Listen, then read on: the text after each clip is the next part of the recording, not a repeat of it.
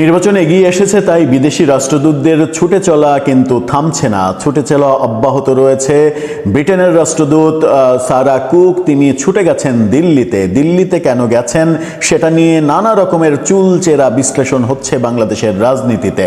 ঠিক সেই সময় আমরা দেখছি আমেরিকার রাষ্ট্রদূত, নতুন রাষ্ট্রদূত ক্রিস্টেনসন তিনি বিভিন্ন পক্ষের সঙ্গে কথা বলছেন। বিএনপির চেয়ারম্যান তারেক রহমানের সঙ্গে বৈঠক নিয়ে বেশ আলোচনা হয়েছে। বৈঠকে তারেক রহমানের নির্বাচন নিয়ে কি ভাবনা, কি মন্তব্য সেটা জানতে চেয়েছেন বলে তিনি নিজে ফেসবুকে পোস্ট দিয়েছেন। এবার আমরা দেখলাম তিনি ছুটে গেলেন বাংলাদেশের প্রধান বিচারপতির কাছে। কিন্তু প্রধান বিচারপতির সঙ্গে তো রাষ্ট্রদূতের বৈঠক হওয়ার কথা নয়, কারণ প্রধান বিচারপতির সঙ্গে রাজনীতি জড়িত নয়, প্রধান বিচারপতির সঙ্গে পররাষ্ট্রনীতি জড়িত নয়। প্রধান বিচারপতি এভাবে রাষ্ট্রদূতদের সঙ্গে মিটিং করেন না। এই সংস্কৃতি বাংলাদেশে কেন, পৃথিবীর কোথাও তেমন একটা নেই। কিন্তু হঠাৎ করে মার্কিন রাষ্ট্রদূত আমাদের প্রধান বিচারপতির সঙ্গে মিটিং করলেন দলবল নিয়ে। কেন, কোন উদ্দেশ্যে? কিছু একটা কি ঘটছে তলে তলে? চলুন একটু জেনে দেখি কি কথা হলো তাদের, কি বলছেন তারা। দর্শক, বলছিলাম মার্কিন নতুন রাষ্ট্রদূত ব্রেন ক্রিস্টেনসন তিনি আজকে আমাদের প্রধান বিচারপতির সঙ্গে দেখা করেছেন। প্রধান বিচারপতির সঙ্গে দেখা করা এটা কোনোভাবেই ছোটোখাটো ব্যাপার হতে পারে না, এর পেছনে কোনো না কোনো বড় কারণ রয়েছে। এই যে বিদেশিদের দৌড়ঝাঁপ, বিশেষ করে মার্কিন রাষ্ট্রদূতের এসেই দৌড়ঝাঁপ শুরু হয়েছে, ওদিকে ব্রিটেনের রাষ্ট্রদূত দিল্লিতে ছুটে যাচ্ছেন। এই দৌড়ঝাঁপ কোনো কিছু একটার ইঙ্গিত দিচ্ছে। এই দৌড়ঝাঁপ কি এরকম ইঙ্গিত দিচ্ছে যে 12ই ফেব্রুয়ারি নির্বাচন নিয়ে আমাদের এখনো সন্দেহ রয়েছে? এই দৌড়ঝাঁপ কি এরকম ইঙ্গিত দিচ্ছে যে বর্তমান প্রফেসর ইউনূস সরকারের অধীনে নির্বাচন হওয়ার ব্যাপারে এখনো সন্দেহ আছে? কেন সেটা থাকবে যখন নির্বাচনের সব কিছু প্রস্তুত এবং নির্বাচনের ট্রেন ছেড়ে দিয়েছে? বারবার সরকারের পক্ষ থেকে বলা হচ্ছে এবং সরকার নির্বাচনের ক্যাম্পেইনে নেমে গেছে এক পক্ষের হয়ে, অর্থাৎ হাঁ ভোটের পক্ষে। নানা সমালোচনা হচ্ছে, কিন্তু সরকার ডিটারমাইন্ড যে হাঁ ভোটের ক্যাম্পেইন করবে। রাষ্ট্রের সমস্ত মানুষের ট্যাক্সের টাকা দিয়ে না ভোট যারা দিতে চায় তাদের বিরুদ্ধে গিয়ে সরকার তাদের ট্যাক্সের টাকা খরচ করতে পারে কিনা এই বিতর্কও উঠছে। কি কথা হলো প্রধান বিচারপতির সঙ্গে মার্কিন রাষ্ট্রদূতের? ডিবিসি নিউজ যে শিরোনামটা দিচ্ছে তাদের শিরোনামটা দেখে নিতে পারেন। সেখানে বলা হচ্ছে প্রধান বিচারপতির সঙ্গে মার্কিন রাষ্ট্রদূতের সাক্ষাৎ। আজকে এই সাক্ষাৎ সৌজন্য সাক্ষাৎ এটাকে বলা হচ্ছে।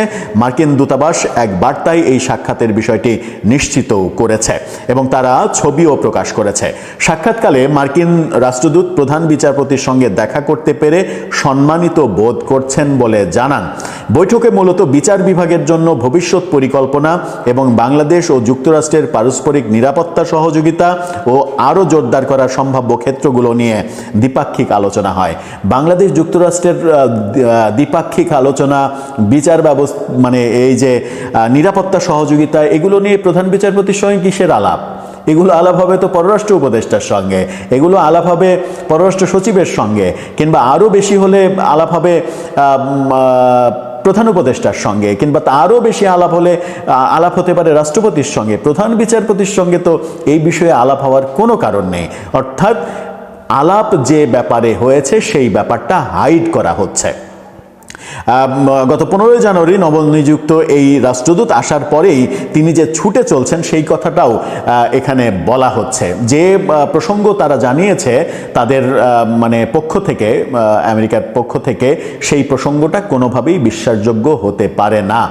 দুই দেশের সম্পর্ক, দুই দেশের স্বার্থ সংশ্লিষ্ট সম্পর্ক, নিরাপত্তা সহযোগিতা, এই ব্যাপারগুলো কোনোভাবেই প্রধান বিচারপতির আওতার ব্যাপার নয়। আমার দেশের বিচার ব্যবস্থা কিভাবে চলবে না চলবে সেই ব্যাপারেও প্রধান বিচারপতির সঙ্গে কোনো দেশের রাষ্ট্রদূত বৈঠক করতে পারেন না। এটা পুরোপুরি রীতি বিরুদ্ধ। আইন বিরুদ্ধ কিনা জানি না, এটা রীতি বিরুদ্ধ। কারণ প্রধান বিচারপতি কোনো দেশের রাষ্ট্রদূতের সঙ্গে এই সকল বিষয়ে আলোচনা করতে বাধ্য নয়, কিংবা আলোচনা করার রেওয়াজ নেই। তাহলে মিটিংটা হলো কেন? মিটিংটা হলো কি এই কারণে যে আগামী নির্বাচন, গণভোট এগুলো নিয়ে সাংবিধানিক জটিলতা দেখা দিয়েছে এবং সেই সাংবিধানিক জটিলতার মধ্যে অন্যতম হচ্ছে গণভোট, যে গণভোট বর্তমান সংবিধানের আলোকেই যেহেতু এই সরকার এবং সমস্ত কার্যক্রম হচ্ছে, সেহেতু সেই সংবিধানে গণভোটের অপশন নেই। সংবিধানের বাইরে গিয়ে গণভোট করা হচ্ছে রাষ্ট্রপতির অধ্যাদেশ জারি করার মাধ্যমে, যেটা বৈধতা দিতে মানে যা যা কাজ হচ্ছে সমস্ত কিছু বৈধতা দিতে হবে পরবর্তী সংসদকে আইন পাশের মাধ্যমে, অর্থাৎ আইনের বিরুদ্ধে যা কিছু হচ্ছে পরবর্তী সরকার বাধ্য যদি না হয় এগুলো পাশ করতে, তাহলে এই কর্মকাণ্ডগুলো সবগুলোই আইনি প্রশ্নের মুখোমুখি হতে পারে। এরকম একটা প্রেক্ষাপটে কি প্ল্যান বি, প্ল্যান সি এরকম আলাপ আলোচনা চতুর্দিকে করে বেড়াচ্ছেন মার্কিন রাষ্ট্রদূত? মার্কিন রাষ্ট্রদূত কি আলাপ করছেন না করছেন অনেকেই বলতে পারেন যে তাতে কি যায় আসে। তাতে কি যায় আসে এটা বলে দেয়া সম্ভব, বলে দেয়া সহজ, কিন্তু আদতে যে অনেক কিছু যায় আসে, মার্কিনিরা যে আমাদের উপরে প্রভাব বিস্তার করে কিংবা করতে পারে, এটা তো দিনের আলোর মতো পরিষ্কার। এবং দিনের আলোর মতো আরও পরিষ্কার হয়ে যায় যখন আমরা দেখি যে ভেনেজুয়েলার প্রেসিডেন্টকে তুলে নিয়ে যায় মার্কিন কর্তৃপক্ষ, যখন আমরা দেখি ইরানে সরকার বিরোধী বিদ্রোহ হচ্ছে, সেই বিদ্রোহে সরাসরি মার্কিন প্রেসিডেন্ট বলেন তোমাদের জন্য সাহায্য যাচ্ছে, তোমরা চালিয়ে যাও বিদ্রোহ। তার মানে মার্কিনিরা যে সারা দেশেই মানে ইরানের মতো একটা রাষ্ট্রে যদি হস্তক্ষেপ করার মতো সাহস দেখায়, তাহলে বাংলাদেশ কোন সার? সেটা তো একটা বড় প্রশ্ন হতেই পারে। আদতে কি হচ্ছে দর্শক, আপনি কি একটু টের পাচ্ছেন?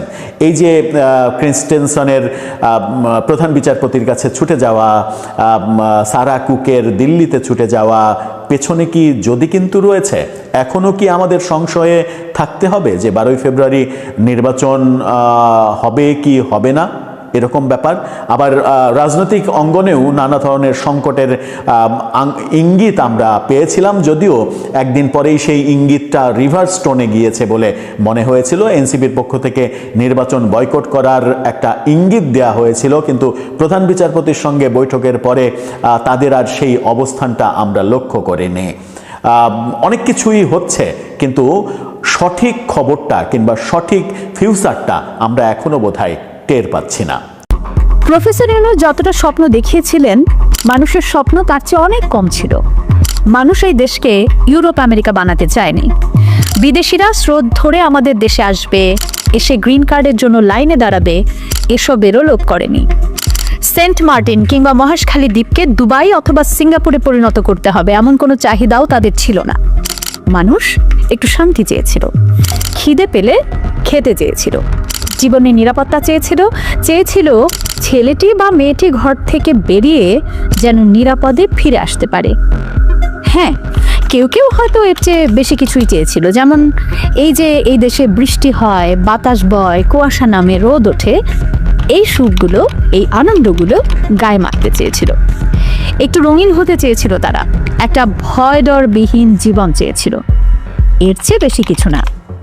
আমাদের জীবনের বাকি সব অভাব, অনটন, সমস্যা, সংকট, ভাঙা ঘর, ভাঙা মন কেউ সে রাতারাতি ঠিক করে দেবে এমন বিলাসী বাসনা কারোর মনে ছিল না। প্রিয় দর্শক, আমি আখি ভদ্র নিয়ে এলাম ইশতেহার ফোরকাস্ট, যা এর আগে আপনারা শুনেছিলেন আমাদের প্রিয় ষোড়শী আহমেদের কণ্ঠে। এখন থেকে আপনাদের সাথে ভিডিওতে, লাইভে আমার প্রায় দেখা হবে, কথাও হবে। চলুন তাহলে ফোরকাস্ট শুরু করা যাক। জুলাই অভ্যুত্থানের পর নতুন করে আর প্রাণ ঝরবে না, কারো বাড়ি ঘর পুড়বে না, ঐতিহাসিক নিদর্শনগুলো ধ্বংস হবে না, শিক্ষার্থীরা তাদের লেখাপড়ায় ফিরে যাবে, দ্রুত সব দলের অংশগ্রহণে জাতীয় নির্বাচন অনুষ্ঠিত হবে, দেশে আদর্শ গণতান্ত্রিক ধারা ফিরে আসবে। মোট কথা, দেশের দুঃসময়টা আর দীর্ঘায়িত হবে না। এটা নিশ্চিত করাই ছিল ইউনূস সাহেবের দায়িত্ব। কিন্তু তিনি কি করলেন? দেশে ফেরার আগে ইঙ্গিত দিলেন তিনি এর কোনোটি বাস্তবায়ন করবেন না। যদিও বেশিরভাগ মানুষ সেই ইঙ্গিত বুঝতে পারেনি, কারণ সবাই তখন এক মিথ্যা স্বপ্নে বিভোর ছিল। দেশে শান্তি ফিরে আসবে এমন একটা ঘোর মানুষকে আচ্ছন্ন করে রেখেছিল। মানুষ আশাবাদী হতে শুরু করেছিল। আওয়ামী লীগ বাদে প্রায় সবাই ইউনূস সাহেবকে স্বাগত জানালো, তার প্রতি সমর্থন ব্যক্ত করলো, বলল ডক্টর ইউনূসই হলেন কুসুম কুমারী দাশের সেই কবিতার ছেলেটি যে কথায় না বড় হয়ে কাজে বড় হবে। তারপর দেখা গেল না, তিনি হলেন মূলত বিয়েবাড়ির সেই ফুপা, যিনি কথায় কথায় রাগ করেন এবং বিয়ে ভেঙে চলে যাওয়ার হুমকি দেন। দেশের মাটিতে পা রেখে ইউনূস সাহেব বললেন, আমার কথা শুনতে হবে, না হয় আমি চলে যাব। সবাই বলল, আপনি যা বলবেন তাই শুনবো, দয়া করে চলে যাবেন না। কিন্তু 6 মাস যেতে না যেতেই সবাই বলতে শুরু করলো, স্যার আপনি কবে যাবেন? তিনি বললেন, আমি আরো 5 বছর থাকবো। তারপর লোকজন বলল, স্যার আপনি কাল পরশুর মধ্যে চলে যান প্লিজ।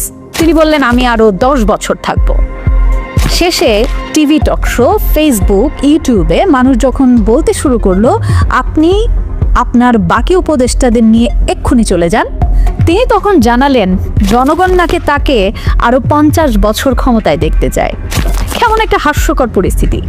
জনগণ তার কথা শোনেন না, তিনিও জনগণের কথা শোনেন না। দুই পক্ষ যেন দুই গ্রহে থাকে, কারো সঙ্গে কারো কোনো সম্পর্ক নেই, যোগাযোগ নেই, জবাবদিহিতাও নেই। হ্যাঁ, একটা দেশে অভ্যুত্থান হলে, রক্তক্ষয়ী সংঘাতের পর সরকার পতন হলে দেশটা স্থিতিশীল হতে সময় লাগে। সরকারের কাছে তো আর এমন কোনো সুইচ থাকে না যে সুইচে টিপ দিলে মুহূর্তের মধ্যে সবকিছু স্বাভাবিক হয়ে যাবে। কিন্তু সরকারের দায়িত্ব হচ্ছে পরিস্থিতি যেন আরো অবনতি না ঘটে সেদিকে খেয়াল রাখা এবং যত দ্রুত সম্ভব আইনশৃঙ্খলা পরিস্থিতি স্বাভাবিক করে জনগণের জানমালের নিরাপত্তা নিশ্চিতে সর্বোচ্চ জোর দেয়া। অথচ ইউনূস সরকার কি করেছে?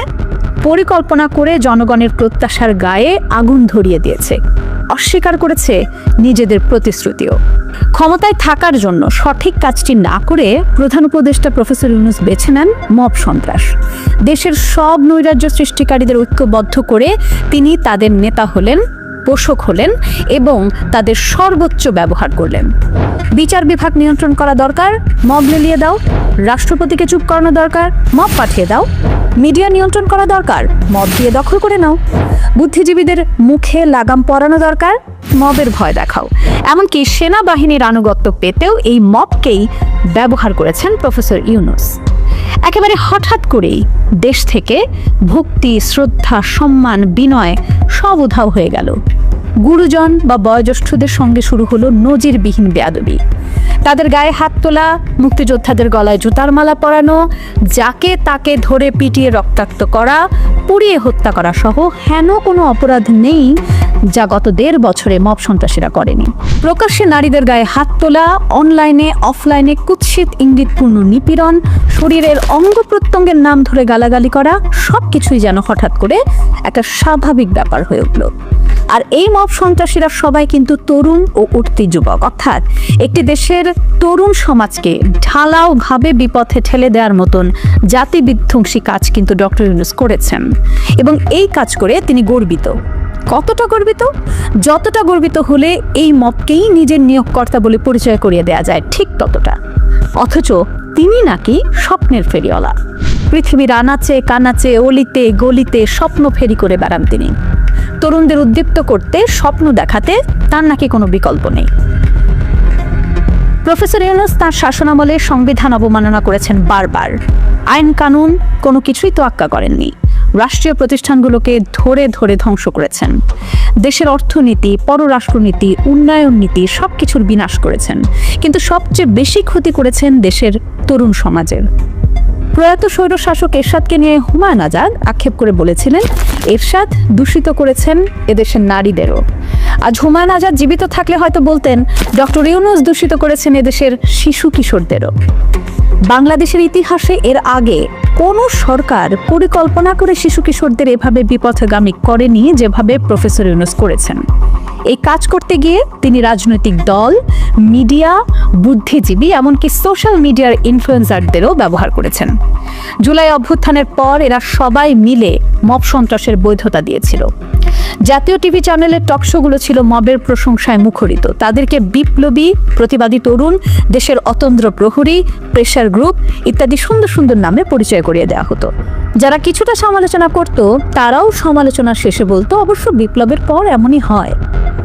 কিশোররাই মবের মূল শক্তি। 16-17 বছর বয়সী ছেলে মেয়েরা মাস্তানি করে বেড়াচ্ছে, তাদের ভয়ে মানুষ তটস্থ হয়ে থাকে। 12-13 বছর বয়সী শিশুরা নির্বিকার ভঙ্গিতে সহিংসতার সাক্ষী হচ্ছে, কোথাও কোথাও নিজেরাই জড়িয়ে পড়ছে। বিশ্ববিদ্যালয়ে পড়ুয়া তরুণরা দম্ভ ভরে ঘোষণা করছে, আমরা মা বাবার কথা শুনি না। কি অনায়াসে তারা গুরুজনদের সঙ্গে বেয়াদবি করছে, অশ্লীল অকথ্য ভাষায় স্লোগান দিচ্ছে, দ্বিমত হলেই সংঘবদ্ধ আক্রমণ করছে। এসব ছেলে মেয়ে নিজ পরিবারের সবার জীবন অতিষ্ঠ করে তুলছে, নির্বিচারে মাদক নিচ্ছে। পাড়া প্রতিবেশীদের কাছে এরা যেন সাক্ষাৎ আতঙ্ক। কিন্তু এভাবে আর কতদিন? এসবের তো শেষ আছে নাকি?